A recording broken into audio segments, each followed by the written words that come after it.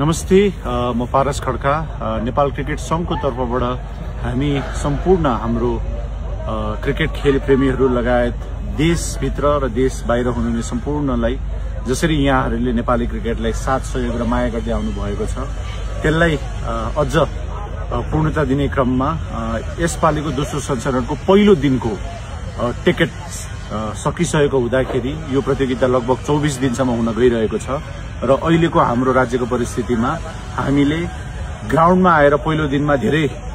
भनौं न हुलमुल गर्नुभन्दा पनि अहिलेलाई हामीले गर्नुपर्ने के हो भन्दा टिकट भएकोहरू ग्राउन्डमा हुनुहुन्छ, टिकट नहुनेहरूले आफ्नो घरमा बसेर क्रिकेट हेरेर र नेपाली क्रिकेटलाई साथ सहयोग गरिदिनुहुन्छ भन्नेमा हामी सम्पूर्णमा हाम्रो तर्फबाट विनम्र र हार्दिक अनुरोध गर्न चाहन्छौं। यो प्रतियोगिता एउटा विश्वस्तरमा संसारले हेर्ने भएको हुँदाखेरि कुनै पनि खालको घुसपेट र कुनै पनि खालको नराम्रो घटनाले नेपाली क्रिकेट र देशको नै समग्र इज्जतमा नै ठूलो असर गर्ने भएको हुँदाखेरि सबैजनालाई फेरि पनि क्रिकेट संघको तर्फबाट हामी अनुरोध गर्न चाहन्छौं कि पहिलो दिनदेखि अर्को 23 दिनसम्ममा यो प्रतियोगितालाई साथ र सहयोग जुन निरन्तर रूपमा यहाँको रहिरहेको छ त्यसलाई आगामी दिनमा पनि नेपालमा ठूला राष्ट्रहरूलाई बोलाउनको लागि पनि